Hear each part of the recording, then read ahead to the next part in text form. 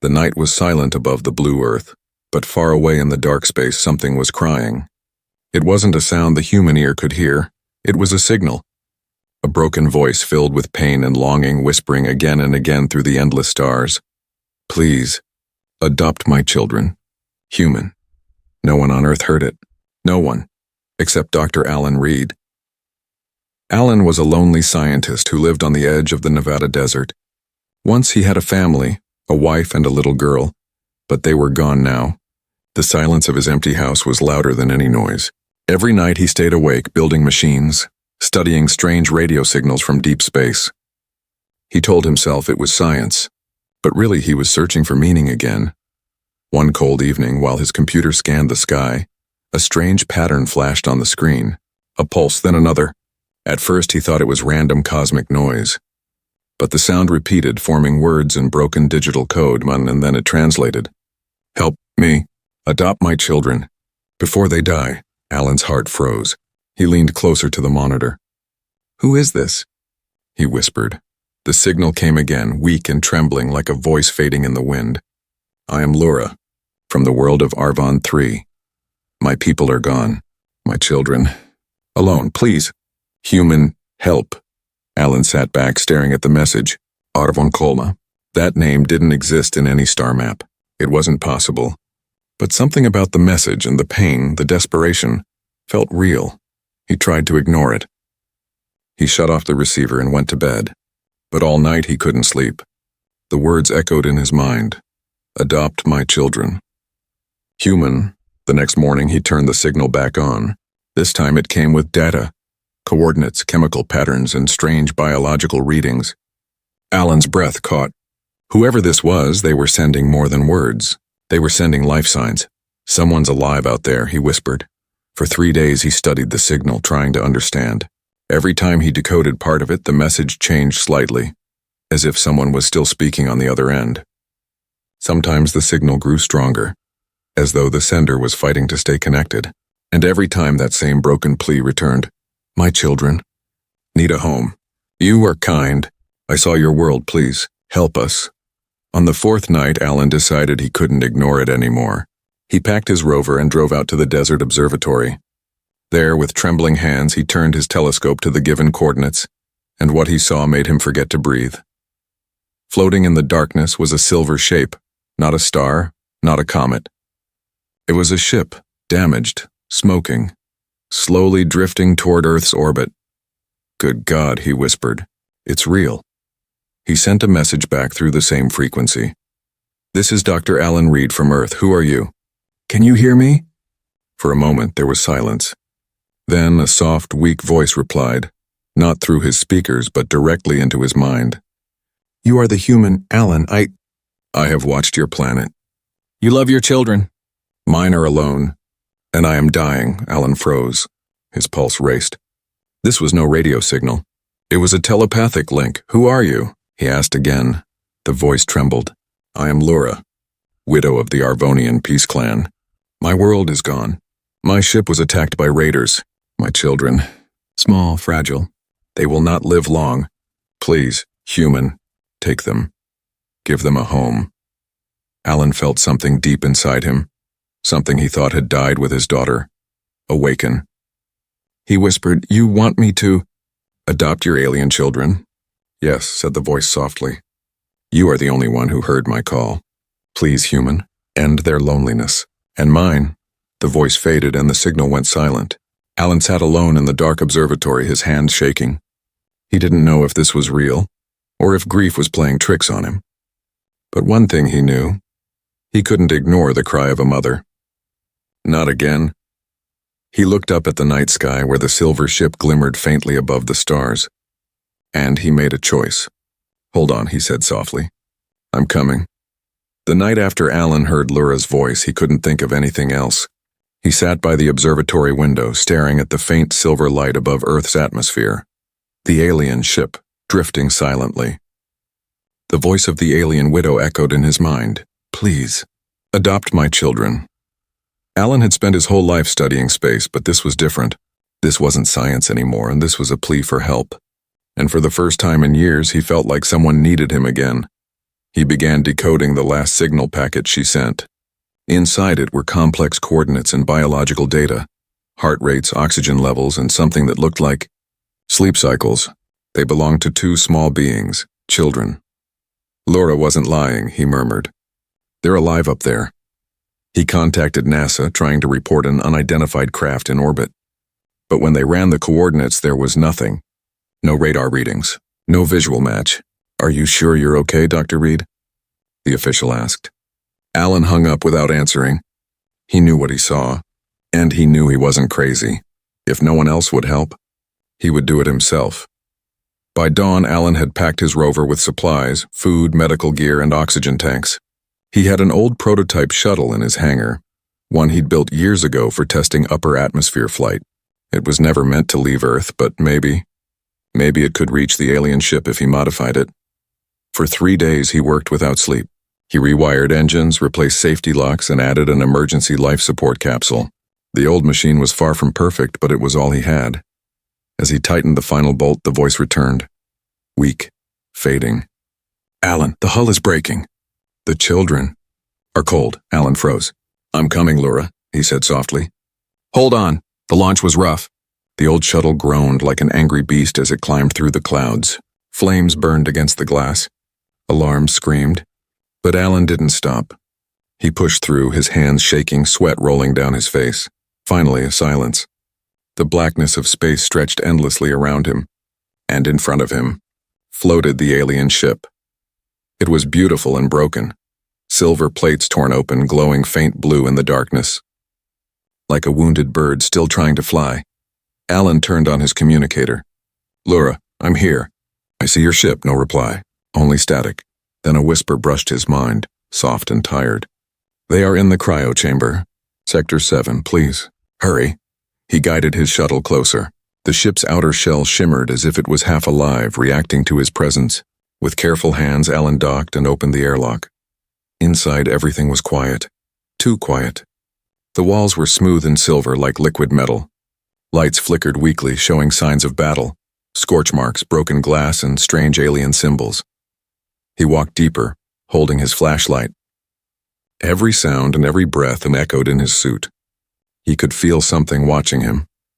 At the end of the corridor, a door opened automatically. A small chamber glowed with blue mist. Inside were 2 pods, and inside them 2 small shapes curled up like sleeping children. Alan's heart stopped. They looked fragile, not human but not frightening. Their skin was soft and pale silver, and faint lights pulsed under it like tiny stars flowing through their veins. Their faces were peaceful. Innocent, he whispered, Laura, I found them. The voice came one last time and barely audible. Thank you. Human, you are kind. I knew. Your heart was pure. Please protect them, love them as your own. Then silence. Alan looked around. Laura! But there was no answer. Her signal, gone forever. He pressed his hand against the cold glass of the cryopod. I'll take care of them, he whispered. I promise. He disconnected the pods, gently carrying them to his shuttle. For a moment, he looked back at the alien ship, quiet, empty, floating among the stars like a tomb. Then he turned toward Earth. Re-entry was rougher than before. The shuttle shook violently as it passed through the atmosphere. Flames licked at the window, but Alan kept his grip steady. When the engines finally calmed, he was already above the desert again. The ship crash-landed roughly, throwing dust everywhere. Alan coughed, pushing himself up. Behind him, the cryopods hissed open. A soft sound filled the air, like a baby's first breath. Alan turned, eyes wide. One of the alien children was awake, small, trembling, with eyes glowing a soft silver blue. It looked at him, afraid at first, then curious. Alan smiled gently. Hey there. It's okay. You're safe now. The little alien tilted its head, then reached a tiny hand toward his face. Its touch was warm, and in that moment, Alan felt something break inside him. The wall of loneliness, years of silence, gone.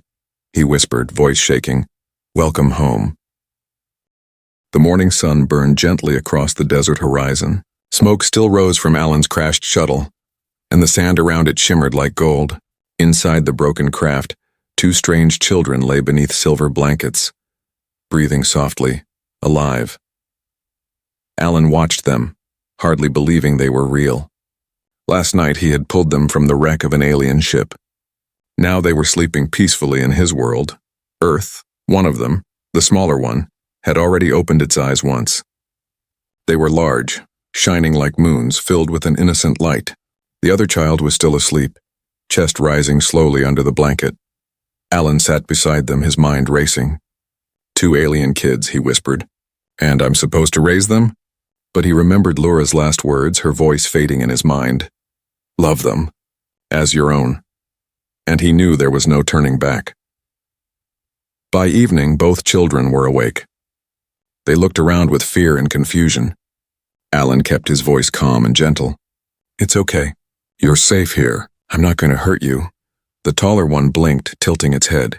Its skin shimmered softly like metal touched by light. It made a sound, a melody, not words. Alan slowly raised his hand and said, Alan, my name is Alan. The smaller child repeated, and Alan froze, his heart skipping. That's right, Alan. He pointed at himself. Me, Alan. He pointed to the child. You? The taller one hesitated, then touched its chest. Rin. The smaller one looked at its sibling and then whispered shyly. Mira. Alan smiled, tears stinging his eyes. Rin and Mira. Beautiful names. For the first time in years, his home didn't feel empty anymore. In the following days, Alan tried to understand them. Rin was older, maybe 10 in human years, curious and quiet, always watching, learning. Mira was smaller, maybe 6, innocent and full of wonder. They explored his house carefully, touching everything. The refrigerator amazed them. The sound of rain scared them. The TV made them laugh, though Alan didn't know why. Sometimes they would hum together, soft, glowing lights forming under their skin like constellations. Alan realized it wasn't just light, it was communication. They were talking through energy. He recorded everything, trying to learn their language.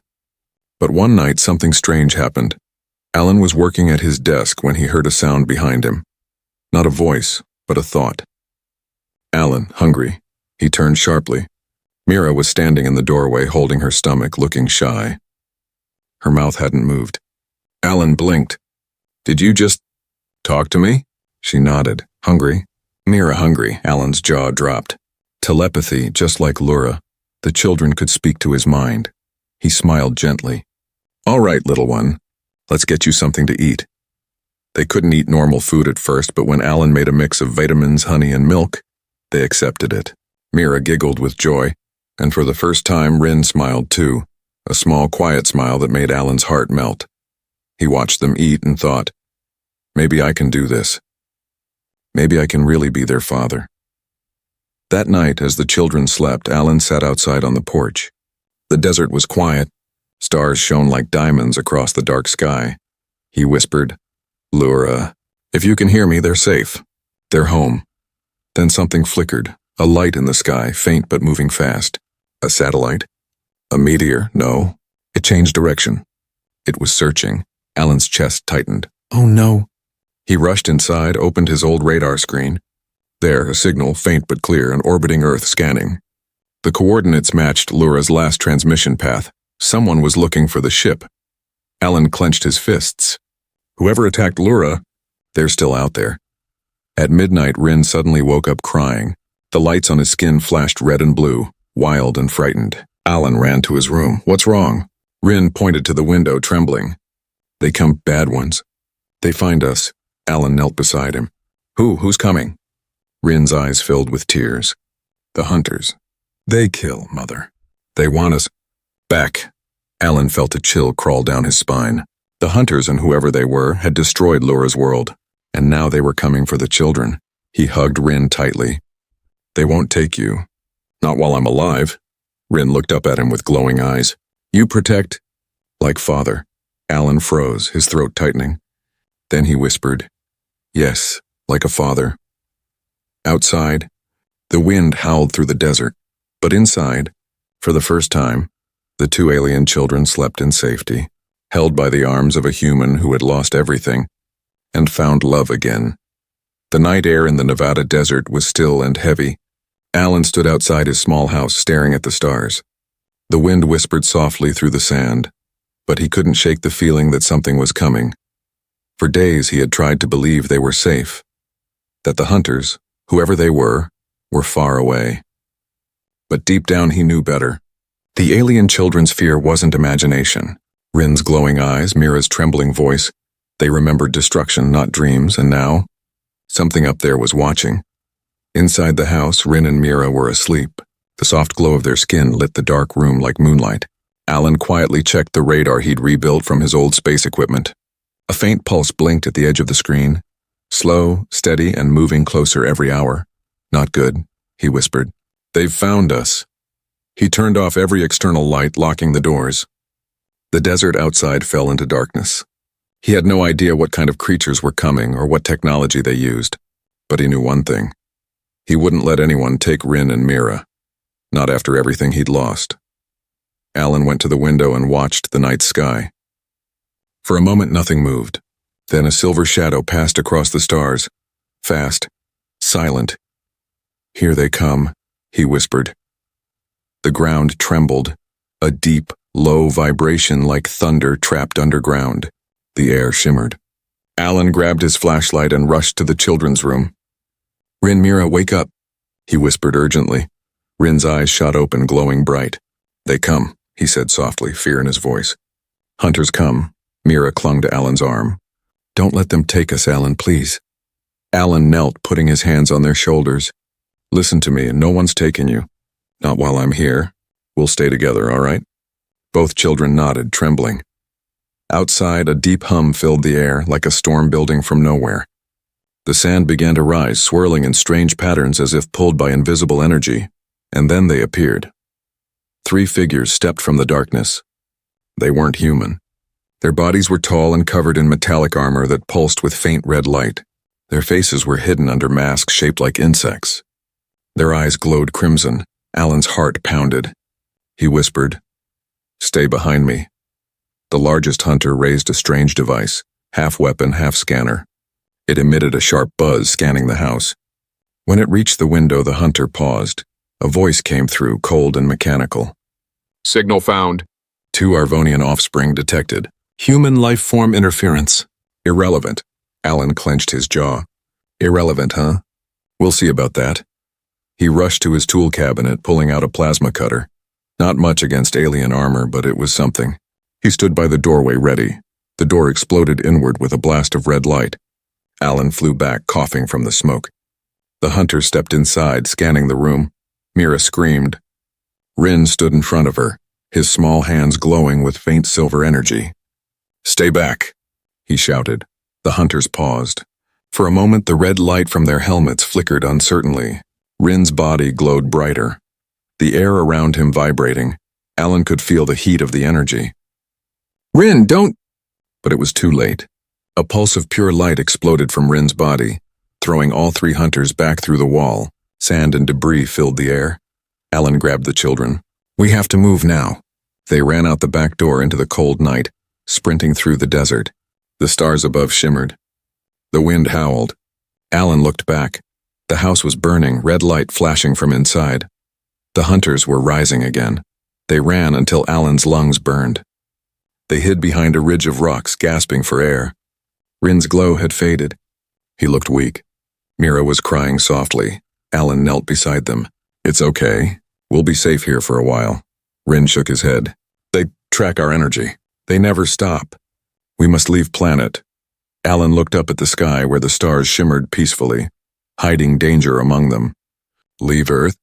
he whispered. "Rin, I don't even have a working ship." Mira looked at him with tear-filled eyes.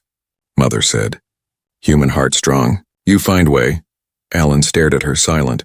The words hit him deep. A human heart, stronger than fear, stronger than logic. Maybe that's what Lura had believed in all along. He stood up, watching the smoke rise from his destroyed home. "Then we'll find a way," he said firmly. "If we can't hide on Earth, we'll take the fight to them." Rin looked up weakly. "Fight hunters?" Alan's expression hardened. "They came for my family once. I lost them. I'm not losing another." He stared at the stars, determination burning in his eyes. "Let them come. This time humanity fights back." The desert was burning with the light of dawn. Smoke rose from what was once Alan's home, now a black, twisted ruin. The sand was scattered with strange metallic fragments from the hunter's armor. Alan stood on a rocky hill with Rin and Mira beside him. The children were weak, their skin lights dim. Alan's clothes were torn, his face covered with dust and sweat. He stared at the horizon where the first sun rays touched the desert floor. "This was our home," he whispered. "Now it's gone." Rin looked up at him, his small voice trembling. "They come again. They never stop." Alan's jaw tightened. "Then we don't hide anymore. We fight." They walked for miles until they reached Alan's old research facility, an underground lab built years ago, hidden beneath the desert cliffs. Few people even knew it existed. He'd used it once to study alien signals, but now it would become their fortress. The metal doors opened with a long hiss. Dust and silence greeted them. Inside were crates of old tech, unused engines and forgotten tools. Alan switched on the emergency power. The lights flickered weakly but stayed on. "This will work," he said. "We'll fix what's broken. We'll make something new." Mira wandered around, looking at the machines. "Big place," she said softly, eyes wide. Alan smiled tiredly. "Yeah, big enough for 3 of us." Over the next few days, Alan worked endlessly. He scavenged parts from his destroyed house and repaired the comms system. He built defenses around the entrance, electric barriers, energy sensors, and old military tech. Every night he trained with the plasma cutter, improving it, turning it into a weapon. Meanwhile, Rin began to recover. His silver glow brightened again and his energy pulses became stronger. Mira helped Alan with small tasks, handing him tools, cleaning circuits, laughing softly when things sparked. For the first time, the silence of the desert felt alive again. But something strange was happening too. Whenever Alan touched the metal devices, they reacted, lighting up, humming faintly, as if responding to his thoughts. Rin noticed first. "You change things," he said one night. "Machines feel you." Alan frowned. "What do you mean?" Rin pointed to Alan's chest. "You touched Mother's ship. It shared her code. Now human heart and Arvonian light." "Same." Alan froze. "You're saying Lura's ship changed me?" Rin nodded. "You are part of her technology now. Half human, half Arvonian energy." Alan sat back in silence. He didn't know whether to be scared or amazed. But one thing was clear. He wasn't the same man anymore.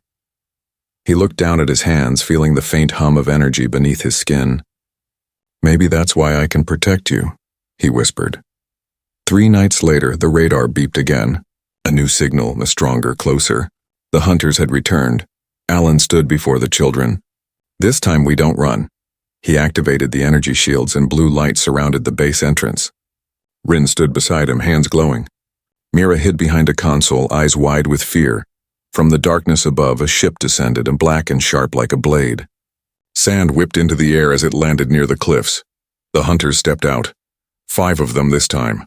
Their voices echoed like metal scraping on stone. "Return the Arvonian offspring. The human will not survive." Alan stepped forward, holding the plasma weapon. His voice was calm but cold. "Funny thing about humans," he said. "We don't stop surviving, even when the universe wants us gone." The hunters aimed their weapons. Alan moved first. The air exploded with light. Blue plasma and red beams clashed in a storm of fire and sand. Alan rolled behind a rock, returning fire. His weapon glowed brighter than before, reacting to his pulse, syncing with his energy. 1 hunter fell, armor melting under the force. Rin lifted his hand, sending a wave of silver light that threw another into the air. "Stay close," Alan shouted. The biggest hunter charged forward, slamming Alan to the ground. Its claws dug into his arm, sparks flying. Alan screamed, pushing back with all his strength, and suddenly his hands burst with blue light. The hunter flew backward, crashing into a rock wall. Alan stared at his hands in shock. His skin shimmered faintly with silver lines and the same as Rin's. Mira gasped. "Alan, you glow." Alan smiled, breathing hard. "Guess I really did change." When the last hunter fell, silence returned. The sand was scorched. The air smelled of metal and ozone. Alan stood among the wreckage, exhausted but alive. Rin walked up to him. "You fight?" "Like Arvonian warrior." Alan laughed weakly. "No, kid. I fight like a father." He looked up at the stars again. Somewhere out there, more hunters waited. But now Alan wasn't afraid. He had his family. He had his purpose. He whispered, You came to our world thinking humans were weak. You were wrong. We fight for what we love. The night sky shimmered, and for a moment it felt like Lura herself was watching, proud, peaceful, and free. The desert was quiet again. Smoke drifted slowly from the burned sand where the hunters had fallen. Their black ship lay broken in the dunes, glowing faintly like a dying star. Alan stood among the wreckage, his arm bleeding, his breathing heavy, but his eyes were steady. Rin and Mira stood behind him, holding each other. The night air shimmered softly around them, charged with strange energy. They had survived. Again. But Alan knew this wasn't the end. He looked up at the endless stars above. More will come, he whispered. They always do. He dragged the hunter's ship closer to his underground lab, using the crawler bot he'd built years ago. Inside the wreck, he found alien technology, glowing cores, memory crystals, and communication devices. The hunters were advanced, far beyond human science, but their arrogance had left something useful behind. Alan worked day and night repairing one of the cores. He didn't want to run anymore. He wanted to speak, not just to the hunters, but to everyone out there in the galaxy. When he finished, he looked at the small silver console glowing on his workbench. You said they destroyed your world, Rin. That means there are others, other species, other families hiding in fear. If we can send a signal, maybe we can tell them they're not alone. Rin tilted his head. You send message. To stars? Alan smiled faintly. Yeah, a human message. Mira sat beside him, watching as he connected the last wire. It must be big message, she said seriously. Big like heart. Alan chuckled softly. You're right, Mira. A message from the heart. He pressed the power switch. The alien console hummed to life. Light poured across the lab. Blue, gold, and silver threads twisting together like a living web. A holographic map filled the room, showing hundreds of worlds connected through invisible energy lines. Alan's eyes widened. This is a beautiful. Rin touched one of the glowing points. That one, he whispered. Arvon 3, our home. Alan felt a wave of sadness wash over him. The planet's light was dim, fading. Gone. He looked at the other, and still burning bright. And he knew what he had to do. Alan recorded the message carefully. His voice trembled, but his words were clear. This is Dr. Alan Reed. A human from Earth. To anyone who can hear me across the stars, I'm not sending a threat or a warning. I'm sending hope. There are children here. Survivors from a world destroyed by violence. Their mother, Laura, sacrificed herself to save them. And now, they live with me. I want you to know, humans aren't your enemies. We are flawed, yes. But we protect what we love. We fight for family, for peace. If you hear this message, know that there's still kindness left in the universe. He looked at Rin and Mira, then added softly, and if the hunters are listening, know this, you won't win, because as long as even one human heart keeps beating, the light of love will never go out. He ended the recording and looked at the children.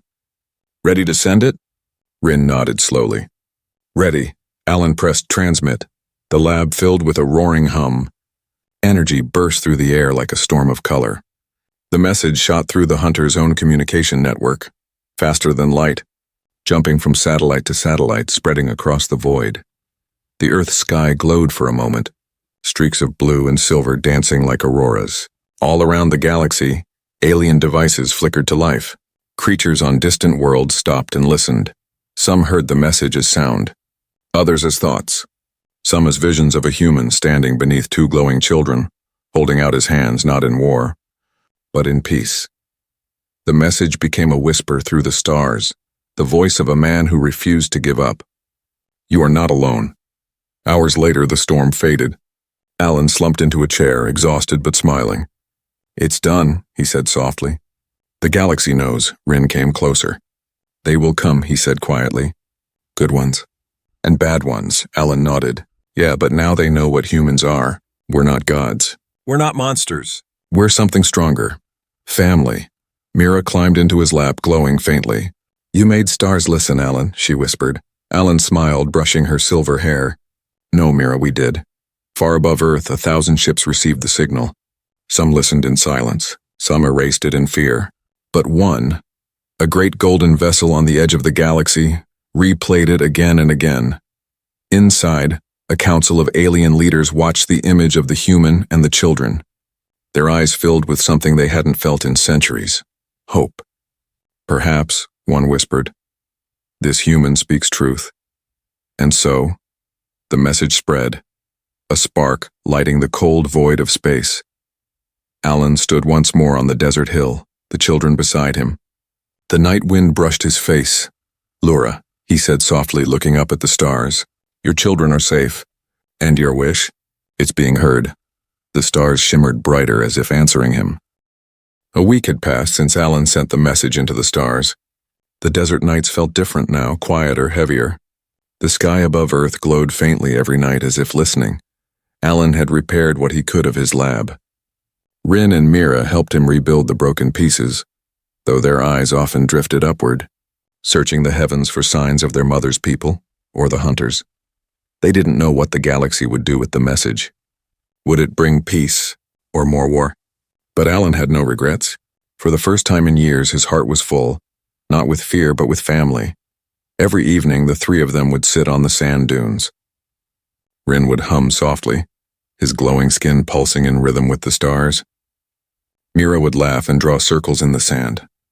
Alan would watch them and think how strange it was that the loneliest man on Earth had found joy in two children from another world. Alan, Mira asked one night, what will happen now? Alan looked at the horizon. I don't know, little one. Maybe someone out there will listen. Maybe they'll understand what your mother wanted. Rin's voice was quiet. Mother wanted peace. But peace needs strength, Alan nodded slowly.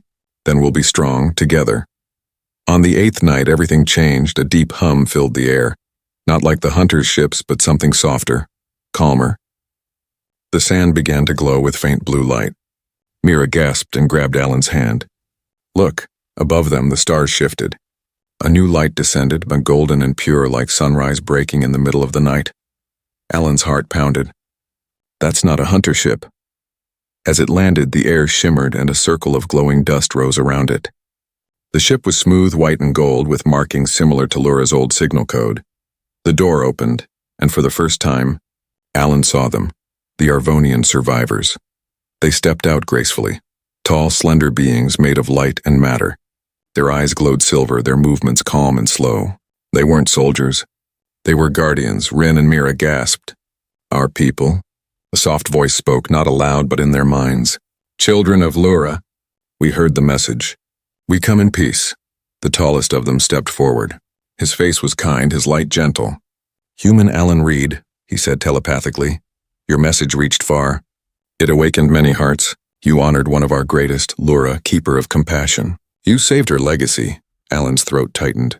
I just did what any father would do. You did more, the alien said. You reminded us that hope still exists, even among the stars. Mira ran to the tall Arvonian and hugged his glowing leg.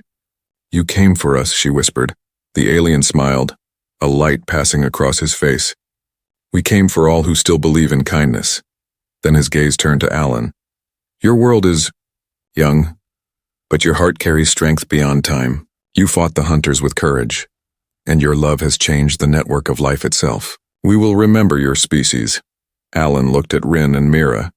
They're your people, kids. You can go home now, Rin hesitated. His small glowing hand reached for Alan's. Home is not only where you are born, it's where you are loved.